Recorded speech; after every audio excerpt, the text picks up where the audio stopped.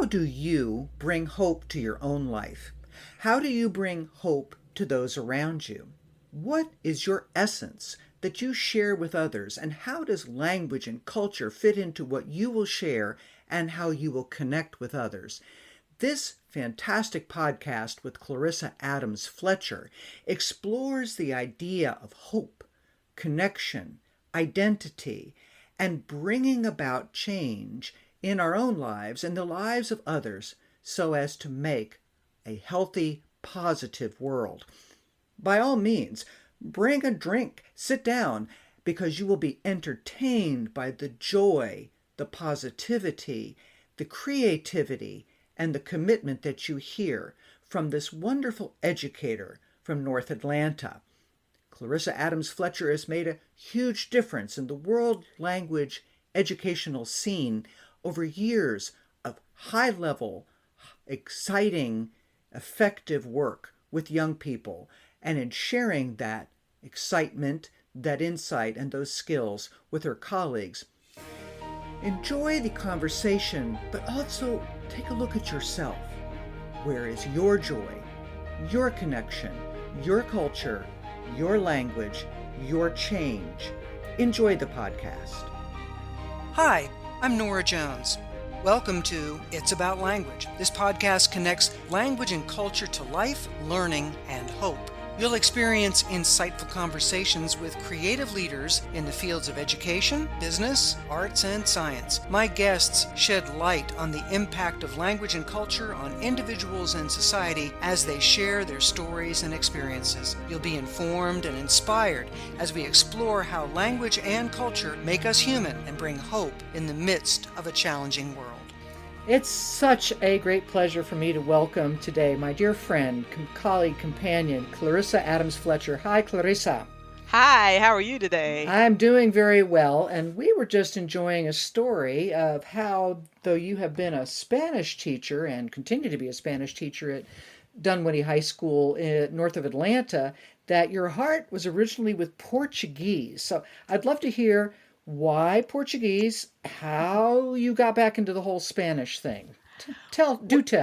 Well, I would love to. So I went to Vanderbilt as a supposed Spanish econ major. I had it all planned out. I was going to be a double major. Took my first class in, I think it was microeconomics. Had to either be micro or macro. But anyway, I took that econ class and I went, I'm pretty sure that this is not going to be the pathway that I'm going to be able to maintain. And I took that and I struggled through econ and I got into Spanish and I talked myself into an upper level course because at my school they didn't have AP Spanish at the time. So I had to do the placement test, and I was told the guy, I said, I think I'm better than this. I think I should do better. So he said, okay, well, come on in for an interview. And I did an interview with him, and he was like, yes, I do believe you should be placed in a higher level. So Thanks, I wanted to do a conversation class because back then there was not a lot of speaking when growing up. There, we did a lot of reading, we did a lot of auditory comprehension, but speaking, not so much. So I taught, but the conversation class, which was, I can even remember the number, it was 207.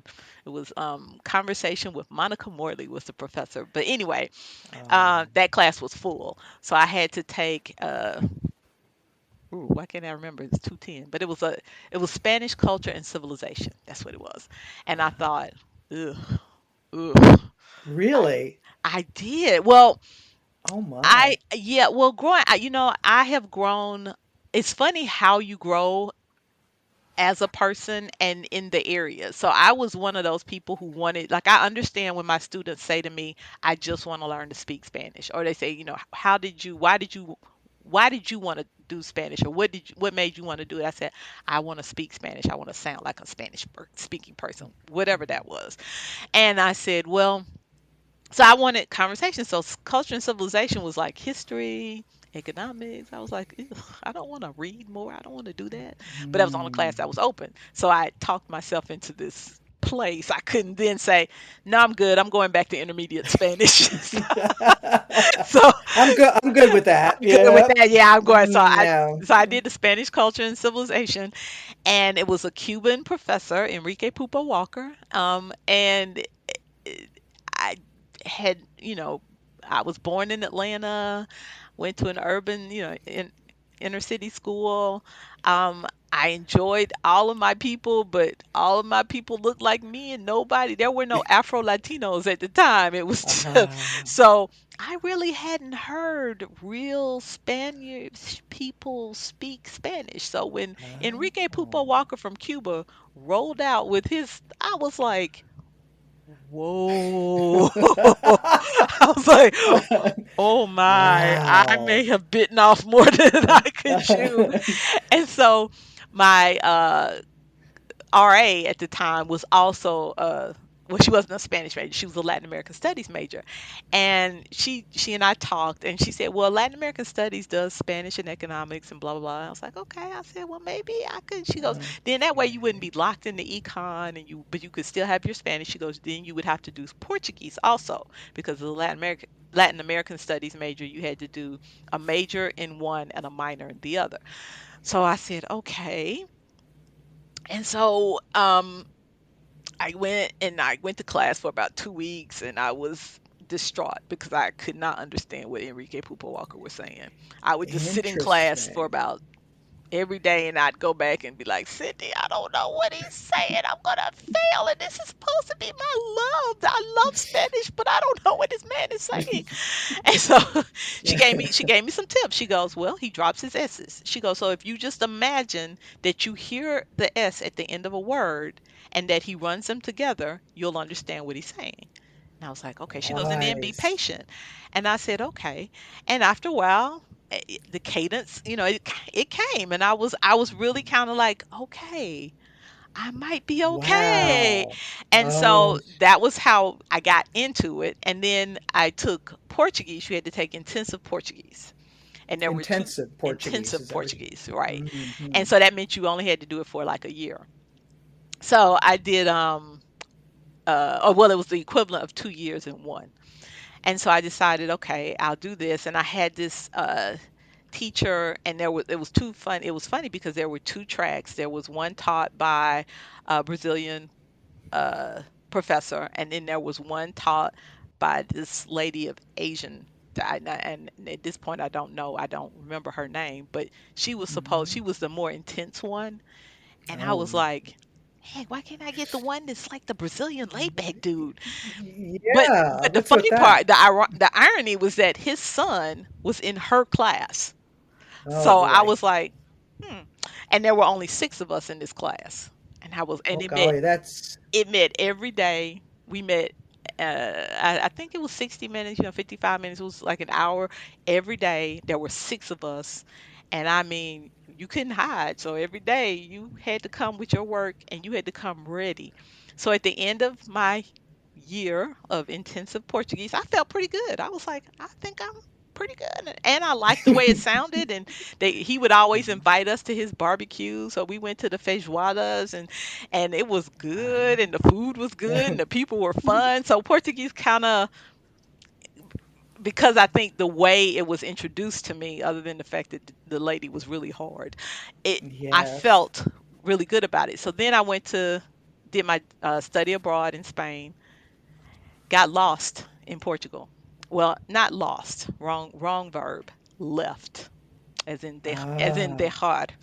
So we were on this train. It was like a weekend, like a puente, and we went to, uh, I guess we went to Lisbon, and we went to Portugal and came back. And at that time, you had train tickets, and of course, this was pre-phone, pre-everything, right?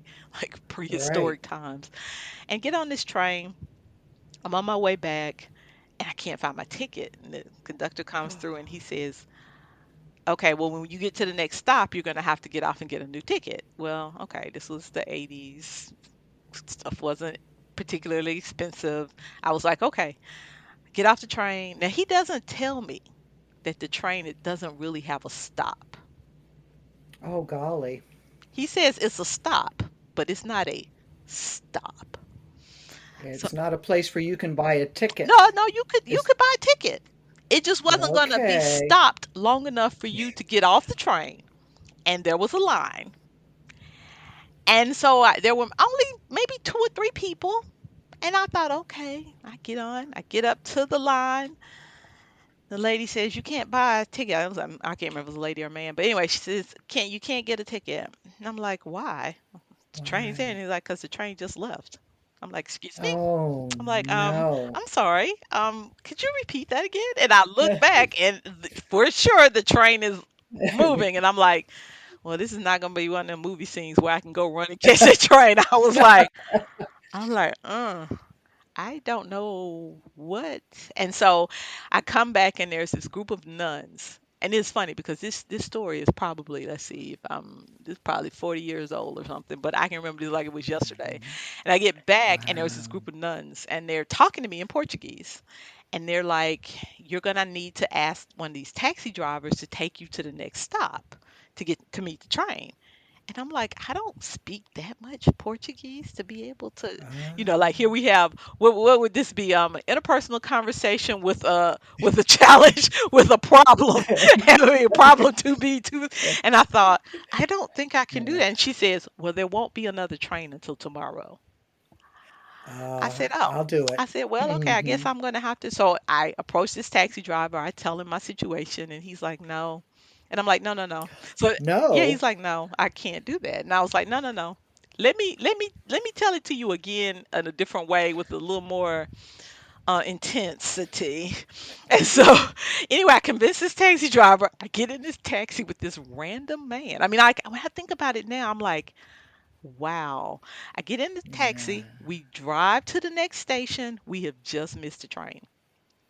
Oh golly. And so I can't remember what happens at some point. I remember thinking, hmm, I'm in a random taxi with a random man in the middle of nowhere, Portugal, and nobody knows where I am. Yeah. And at that Wow. moment, I lost it. And he was like, no, no, no, no, no, I'm really nice. And then he started showing me pictures of his kids and his grandkids. So I think he must have had the Oh. same thought I had, because I was like, Uh-huh. I thought, I mean, he could throw me out the car and I would just be left and nobody would know. They wouldn't even know where to start looking for me. And so Yeah. anyway, we managed. So he finally Wow. says to me, he says, well, if we don't meet up with the train, he goes, I can't cross the border. And I'm like, I understand. And we managed to catch the train. I want to say 12 kilometers before before the border. And so we get there because we Wow. because we passed a couple of stops, and every time we get there, the train had already left. And we finally got there before the last train, and we got out. The people on the train car, because I was with some friends, obviously. The people on the train car were like cheering. They were like, "Yay!" I have this visual of your car, very much movie like, chasing after this train through Portugal. I wish there had been a videographer there to I have know. taken that. It's funny, and I thought, wow. And then of course, because I realized I don't really have a whole lot of money, and I said to him, I said, I don't have enough money to pay you for however much this is going to. He was like, don't worry, don't worry.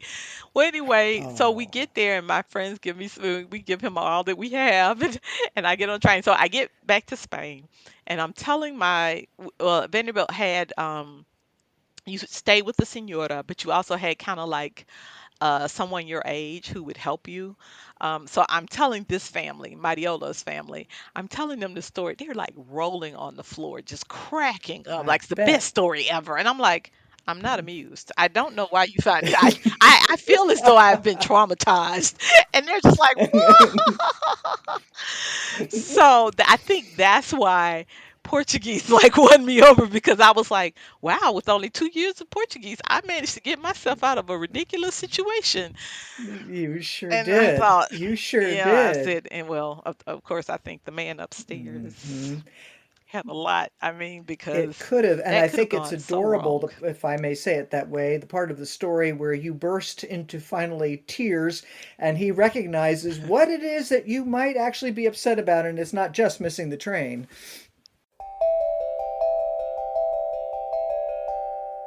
As a career educator and certified Gallup Strengths Coach, I engage with you and your team to bring energy, focus, and breakthroughs to all you do. Fluency Consulting provides workshops, presentations, talks, and team building events for K-16 educators and education-oriented organizations and businesses. Get energized, experience new insights, pathways, and perspectives. It's such a privilege to create and distribute this podcast. I'd like to ask for your help, though. Please leave a tip by going to the show notes of this episode or by visiting my website at www.fluency.consulting. Your contribution will allow me to continue these life-giving and hope-giving conversations. That's www.fluency.consulting. Thank you so much and enjoy. Well, Clarissa, that was all of us as language teachers have very interesting stories, although that particular story, I would say, beats most of the interesting stories that language teachers tell, but it's bound to have had an impact on you. I mean, you were talking about your background in Atlanta. You're talking about the kinds of people that you came across, or the Afro-Latino, the experience of being in the different courses and so forth. Then you have this experience of an action using the language. I added the time frame under which you didn't have that much language. You had a heavy tension experience, and then you had to just do it right then. All of these experiences Hmm. are bound to have informed what you've been doing, how you've been explaining things, what you've been saying to students about how language and culture works together, what kinds of expertise they need to have or learning they need to have. Definitely.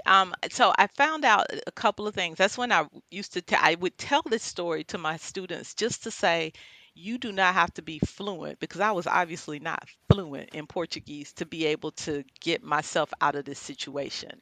And I said, if you pay attention to certain things, you are able to manipulate language a lot more than you realize when you are really in the situation. So that was one. And then I think by being a Latin American studies major, it helped me, I think, long before there were five C's. Mm. I always saw that link between language and culture. There were just certain things that happened, and they happened around the culture, which informed the language, which then bounced off the culture. And like you said, the fact that this gentleman and I had this shared experience, whereas we had this thing in common. He knew this was a human experience. He knew kind of what I was feeling without Yeah. me ever saying anything. Because I never said to him, obviously, oh my. But he shared, he understood, and he knew what would make me feel better. So that whole intercultural piece for me right there, like when I look back at situations, it's amazing. I mean, there's that story, and All then I'm gonna tell right. you another real quick one was in Argentina. I went to Argentina, and I went to Argentina probably influenced by Evita. So pop culture does Absolutely. influence a lot. But yeah, so Evita was playing at the Fox, which is a theater in Atlanta, and I went to see it. I was mesmerized. And then I was just, oh, I have to go to Argentina. Well, little did I know there were no black Ah. people in Argentina. Not only were there not any black people in Argentina, they didn't drink coffee in Argentina. I mean, there were just all these cultural pieces that were just missing.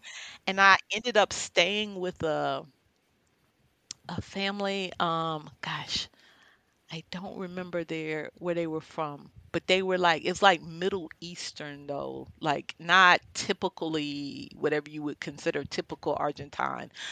And so they pick me up, and they're talking, and at this point I've spent a year in Spain, so I figure I ought Mm. to be okay. I mean, I've been lost in Portugal. I I threw out that, I ought to be okay.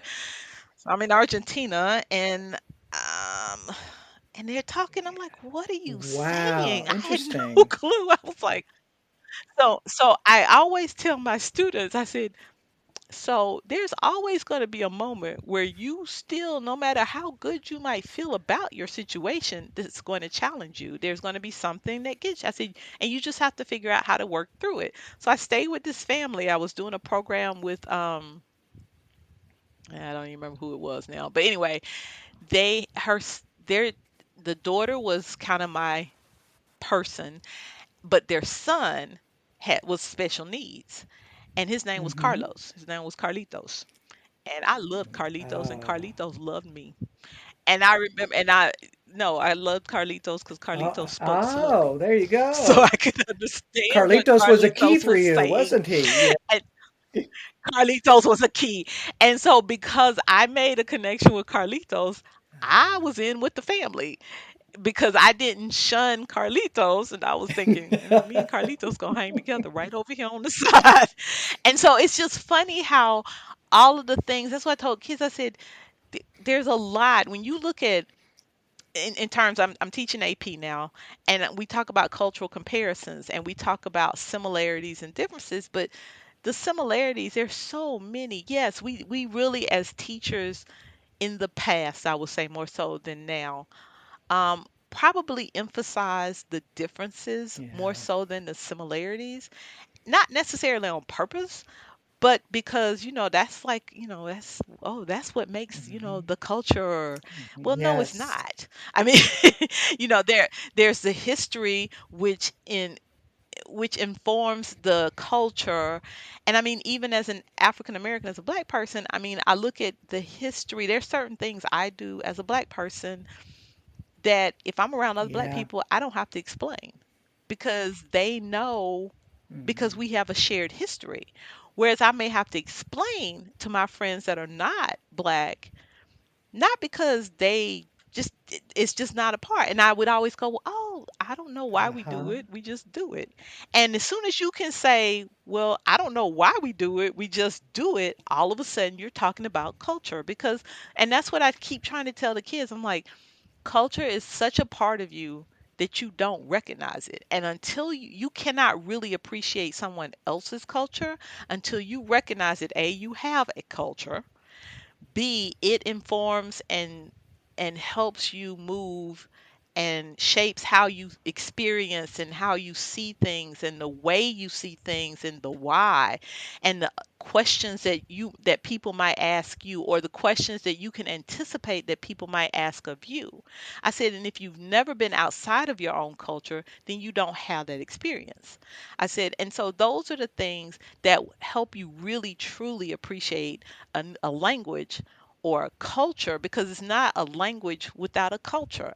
And it's they are so it's such a combination. They're so conjoined. It's no other way to pull it apart. And I remember having a student, and I could not have articulated it to him this way at this point, but I guess I had been teaching maybe 5 or 6 years at that point. He said to me, I just want to learn to speak the language. And he said, you teach too Ah. much culture. And I said, well, I hear you. I said, that was my experience. I said, but I'm gonna tell you, you really can't learn the language without learning the culture. I said, or it's a richer experience when you do that.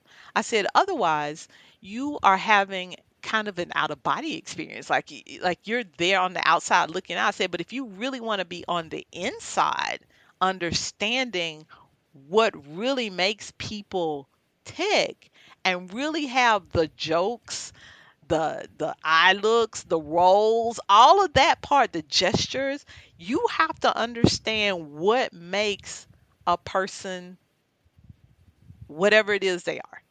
I said, and then that means that you have to find out what your commonalities are, and then from there, what might be different. I said, because if you are only ever going, oh, I just want to try this, oh, I want to try this, oh, I want to try, then it's like you're on a Ah. tour. Ah.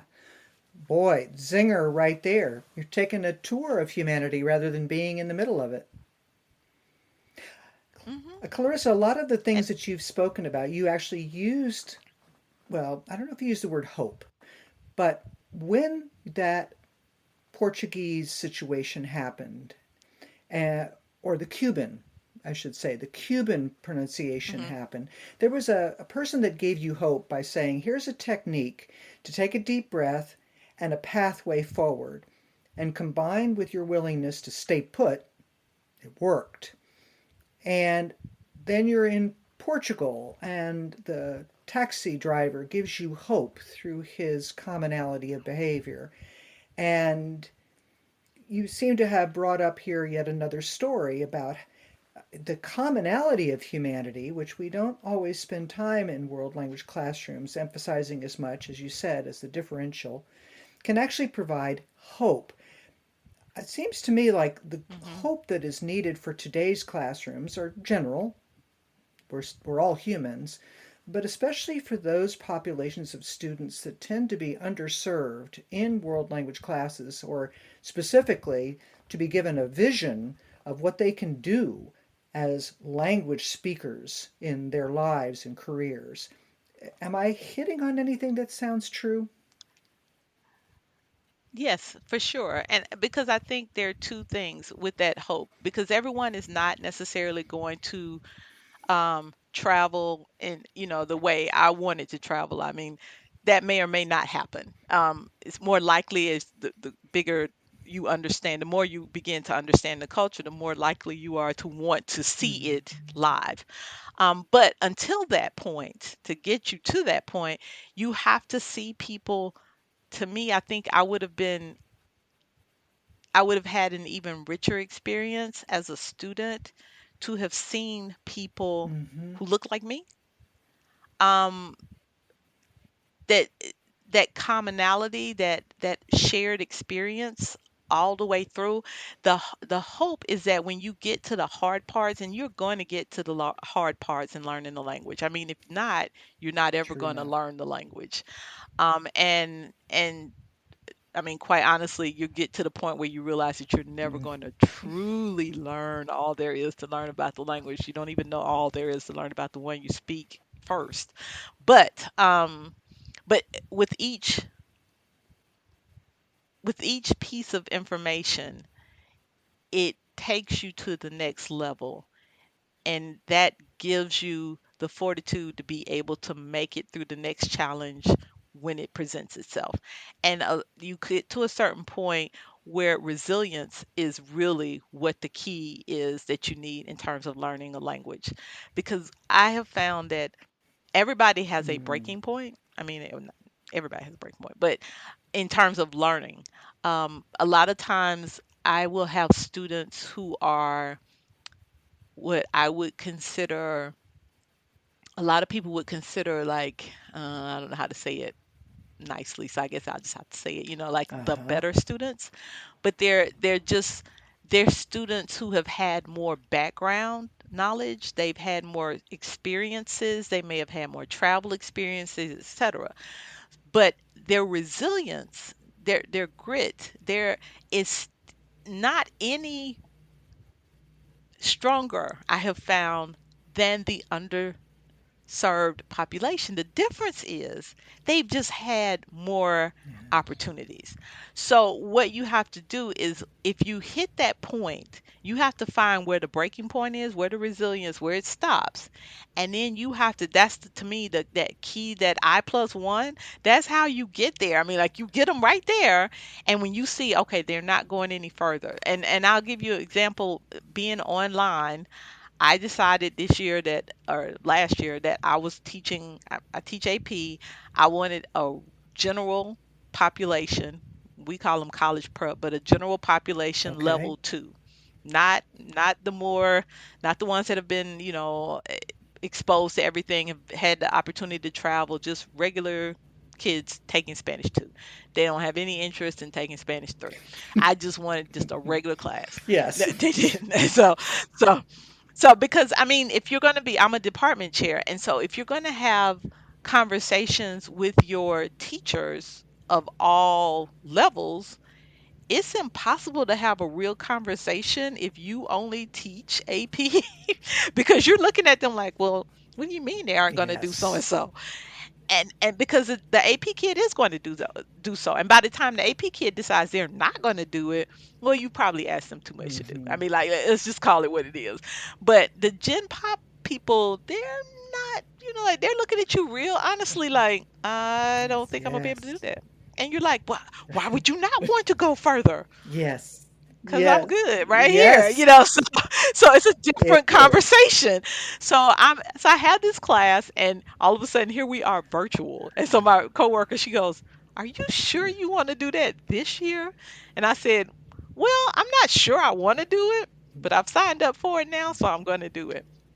It was my most fun class because I started, I would have AP first period, AP second period, and then I had my Gen Pop Brought class it third back to period. what I don't want to say real life. All of it's real Re life, but Yeah, oh no, it was real life because you were just like all in Spanish, blah blah blah blah. You walk into them, be like, hola, and you be have like all the black uh-huh. screens, all the. I would have felt like I'd missed out somehow on Yeah. virtual learning if I'd not Yeah. had that experience. So I realized that you would talk to them and they would just look at you.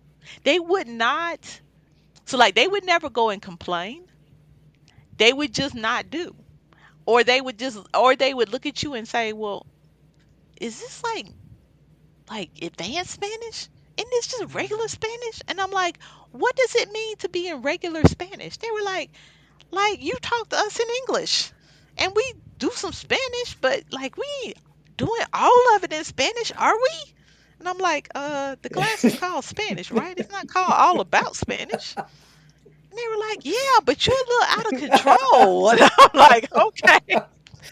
And so I realized I needed to That's like it back up. it up a little Ratchet bit, down. like bring it Hmm. bring it down, yeah, and so we were using Flipgrid all the time, and we had Flipgrid, and what I realized was that I didn't have the meaningful chunking that I needed. Like they had taken Spanish 1 at the beginning of the pandemic. So for us, we're on a 4x4 Oh, block okay. All schedule. right. So a 4x4 block schedule at the beginning of the pandemic would have been Yeah. March. So that means they took Spanish Very 1. moment. They began in At the very January. moment. Yes, and the very moment. And then in March, we dismissed pretty much for the Yeah. year. So I said, oh, so you guys really had like 6 weeks of Spanish 1, and now you're in Spanish 2. I was like, oh, Yes. it was like my light bulb went off, and I thought, oh, we got to take this a whole different Uh-huh. way. So first we got to build up some resilience. We got to build up some I can't even think of the word now, but just like some confidence. We have to build in some so whatever it was we were working on, every flip grid began with, all right, you're going to start with your name, how old you are, where you're from. And then we went from those three, then we would add one more, and then what you like, Ah, and then whatever it was we were supposed to do. But everything, because the first time they couldn't do any of it, I was like, my God, you can't even tell me your name? uh-huh. And I thought, oh, it's not you, it's Uh-huh. me. Okay, I got you. So by the time we got to the end, we finally came to this, and they would be so proud of me. By the time they got to the end, their beginning, they would be like, me llamo fulanito, y yo vivo en blah, blah, blah, y tengo 14 años, and da, da, da, da, da. I was like, Yes. yes, you at least sound Mhm. like that part. Because the Yeah. first time I thought, y'all don't even sound like y'all I speaking mean, Spanish. I don't even know what uh, this is. But from then they felt like they could do something else because they could always get that first part. Because I would say, you have to talk 40 seconds. And they were like, we can't talk 40 seconds. I was like, well, the first 10, 12 you got. mhm, All right, so you're really only talking 20 mhm, seconds. They were like, oh, all right, come on, let's go. And I think that part, but also recognizing that it was a different mhm. culture. I mean, it was, they were all done with these students, but it was Different a whole different culture. culture. And the resilience, the hope that they could make it. And that really is what happens. I think a lot of times is that kids, once they feel like when they feel like you don't believe in them, because they don't believe in themselves, like to begin with, they're like, well, I'm not good at Spanish. And then half the time you hear their parents say, well, I was never any good at Spanish either. I'm like, Mhm. okay, shh, Yeah. shh, just. And I'm like, if so I said to him, I said, it's my job to believe in you until you believe in yourself. Wow. And at that point, then we're ready to move. And they actually, I mean, there were, we had a few lost cases. I mean, I'll be realistic. But the ones that finally got on board and they just started going, we would go into breakout rooms and nobody would say anything. And then we would go into breakout rooms and then they realized I was in every breakout room because I'd have two iPads going and two computers. And I'd be like, all right, let's go. Well, I need to hear something. Why are you not saying anything? Hear the questions. Let's go through them. So y'all are gonna help each other. And then all of a sudden it was more a community, it was more of a class, it was more okay. And they would be like, she ain't gonna let you off until you say something. Yeah. I was like, Yeah. exactly. So You had your own so mindset. and it was funny when we yeah, so it was funny when we went back to class. Well, we did hybrid, but I ran into a couple of kids and one of the little girls never had a camera on. But uh one did this because she never wanted to do her hair, she told me. And then the other one, she just, I don't know, she just kind of wouldn't turn her camera on. Well, I ran into both of them during AP testing. And I was like, hold up, I know you. She was like, I know you too. You were my Spanish tutor. I was like, yeah. I said, so that's what you look like. I got you. She was like, you know what? Your class really wasn't as bad as I thought it was going to See? be. I There was you like, go. I said, well, good. I'm glad. I said, did you continue? Well, so okay. I said I'm okay with that. I said, however, I hope we got some lessons so that we can move forward in some other things. And they were like, yeah, we actually did. I said, okay, that's all I When you needed. plant the seed, that seed can flourish in any number of ways. I mean, you just demonstrating how to go about hope. That was impressive. So you just didn't say have hope. You said, okay, if I want you to just do your name and your age. Now do your name and your age and where you live. Now do your name and your age and where you live, and gave them that ladder, but very patiently. I love it. I love it. It's not their problem, it was your problem. How precious. It was my problem. Yeah, Yeah. well, you took it upon yourself. And so as the department chair, as a person that is out and about and seeing how things are done in the world, is this happening better? Is it growing or not? So I think the key is to really get the whole department on the same page. And I will give kudos to my, well, now I'll say former principal because she's not going to be there next year, but she sort of pushed the envelope a lot on professional learning communities and and just sort of forced everybody into the same. So we were really good at middle to upper middle on. Our weakness, of course, was level one, level two, because everybody kind of did their own thing. I mean, like we had a curriculum that we followed, but how we did it was, so by me having again having skin in the game, like I said, I would sit there and I was like, what are y'all talking about? And because I hadn't taught level two, they would literally have to explain. I was like, well, that doesn't make sense. Uh-huh. Or they'd be like, well, why are we doing this? Well, because we've already done that and that's your favorite project. Okay, so what does the kid get out of it? And why do all the people look the same way?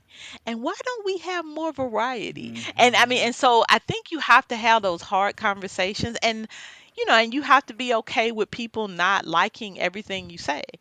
But at the end, I think they really appreciated it. And when all began to speak, I was like, no, we're not just talking about getting an A, getting a B, getting a C. I said they'll get that when they understand what proficiency, what it looks like.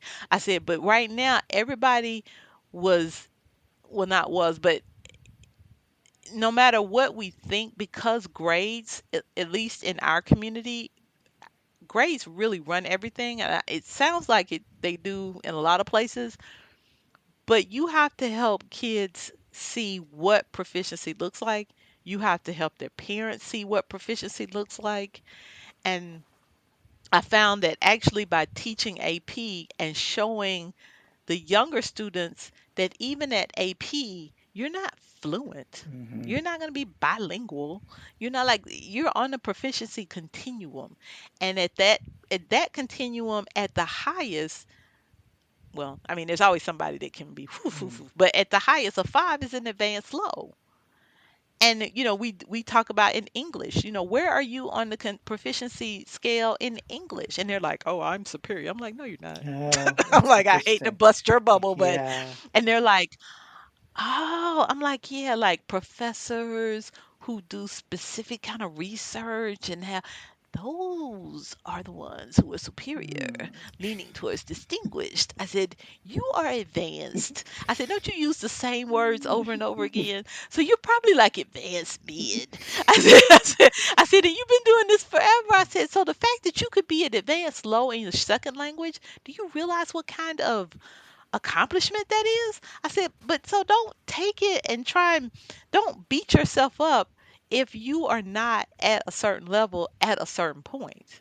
I said, "That's not the goal." I said, "The goal is to move, to continue to move. But once you see where you are, then you can peek around the corner and say, oh, this is all it takes for me to get here." Uh-oh, I think I lost you.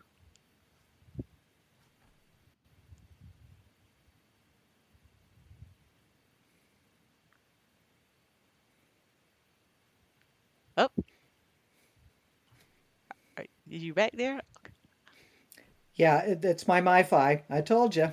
Oh, Say, oh no, it's fine. Yeah, I was like, I don't know if it's her or if it's me, yeah, but I was like, I saw it spinning. yeah.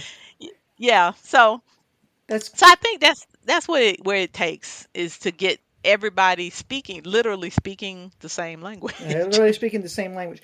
Let's sort of begin to go towards the end of our podcast. I could talk to you all day, as you well know, but the question of we have in this society in particular right now, and it's growing in other societies as well, a sense of not even understanding the cultures or the languages and the identities of people that are right in our neighborhoods or right in our own societies. With regard to the experience of Black Americans, of Asian Americans, of Latino Americans, etc., just or recent immigrants, any kind, anything that you can take a look at, what do you think is the promise of world language education with regard to helping?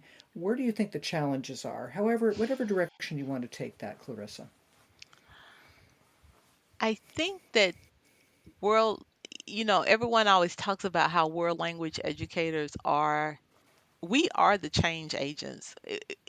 We are the ones who help students recognize, one, that they have a culture. And I think as soon as you can recognize that everyone has a culture and having a different culture isn't a bad thing or a good thing, it just is. I think that's the first place. So for us to be able to examine cultures within our own society, that will be that's one of the big takeaways to me.